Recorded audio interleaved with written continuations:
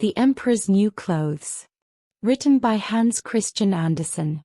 Many years ago there lived an emperor who was so monstrous fond of fine new clothes that he spent all his money on being really smart. He didn't care about his army, he didn't care for going to the play, or driving out in the park, unless it was to show his new clothes. He had a coat for every hour in the day, and just as people say about a king, that he's holding a council, so in this country they always said, the emperor is in his dressing room. In the great city where he lived, life was very pleasant. Lots of strangers came there every day, and one day there arrived two swindlers. They gave out that they were weavers, and said they knew how to make the loveliest stuff that could possibly be imagined. Not only were the colors and patterns extraordinarily pretty, but the clothes that were made of the stuff had this marvelous property, that they were invisible to anyone who was either unfit for his situation or else was intolerably stupid.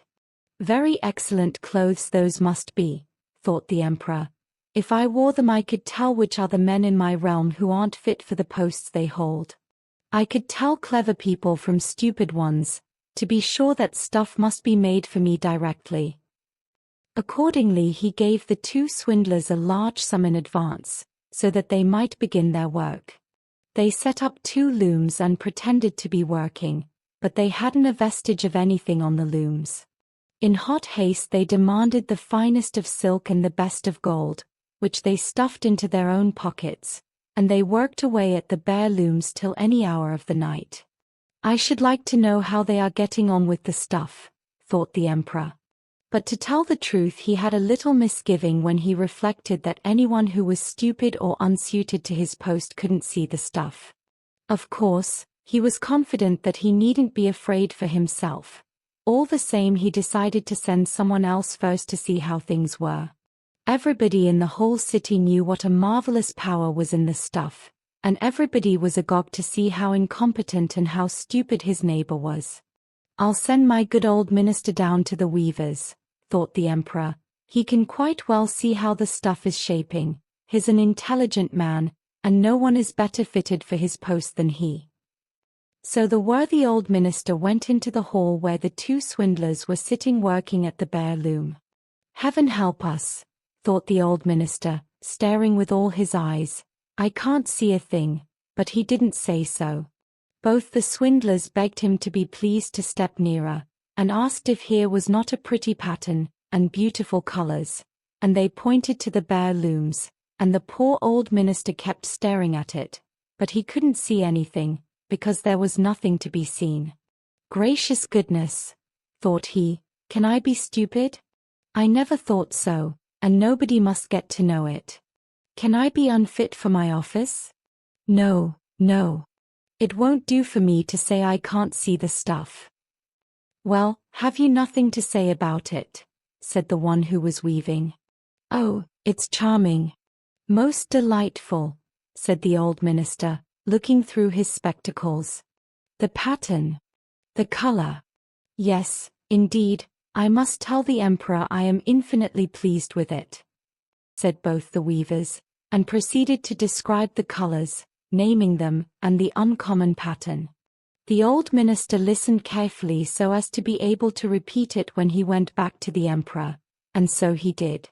The swindlers now demanded more money and more silk and gold to be used in the weaving. They pocketed it all, not a thread was put up, but they went on, as before, weaving at the bare loom. Very soon, the emperor sent another honest official over to see how the weaving progressed and whether the stuff would be ready soon. He fared just like the minister. He looked and looked, but as there was nothing there but the empty loom, nothing could be seen. Well, isn't that a fine piece of stuff? Said both the swindlers, exhibiting and explaining the lovely patterns that weren't there at all. Stupid, I am not, thought the man. It must be my nice post that I'm not fit for? That would be a good joke. But I mustn't let people notice anything. Whereupon he praised the stuff which he couldn't see, and assured them of his pleasure in the pretty colors and the exquisite pattern. Yes, it is positively sweet, he told the emperor. Everybody in the city was talking of the splendid stuff. At last the emperor decided to see it, while it was still on the loom, with a large suite of select people, among them the two worthy officials who had been there before. He went over to the two clever swindlers, who were now weaving with all their might, only without a vestige of a thread.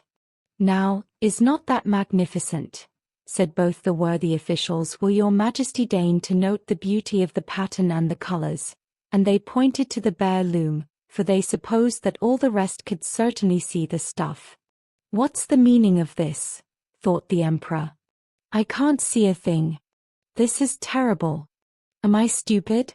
Am I not fit to be emperor? That would be the most frightful thing that could befall me. Oh, it's very pretty, it has my all highest approval," said he, nodding complacently and gazing on the empty loom. Of course, he wouldn't say he could see nothing. The whole of the suite he had with him looked and looked, but got no more out of that than the rest. However, they said, as the emperor had said, "Oh, it's very pretty." And they advised him to put on this splendid new stuff for the first time, on the occasion of a great procession which was to take place shortly. "Magnificent! Exquisite! Excellent!" went from mouth to mouth. The whole company was in the highest state of gratification.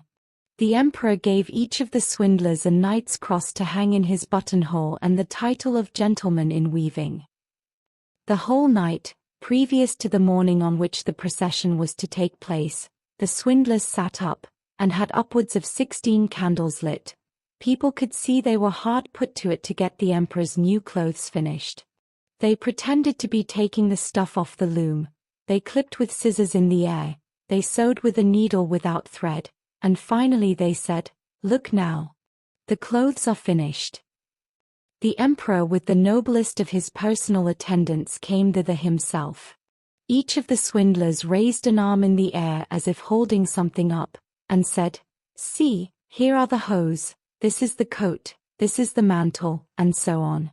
"It is as light as a spider's web, you would think you had nothing whatever on, but that is, of course, the beauty of it." "Yes," said all the attendants, but they couldn't see anything, for there was nothing to be seen. "Will your imperial majesty be graciously pleased to take off your clothes?" said the swindlers.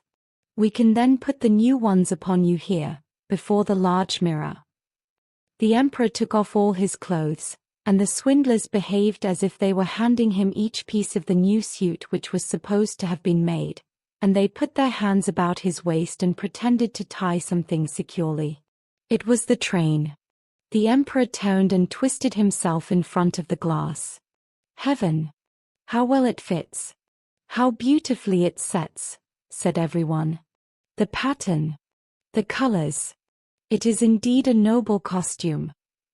"They are waiting, outside, with the canopy which is to be borne over your majesty in the procession," said the chief master of the ceremonies. "Very well, I am ready," said the emperor. "Doesn't it set well?" Once more he turned about in front of the glass that it might seem as if he was really examining his finery.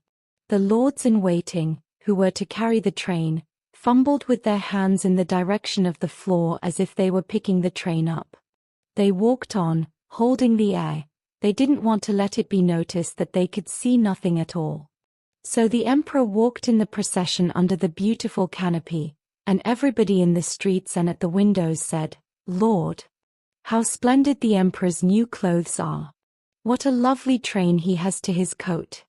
What a beautiful fit it is!"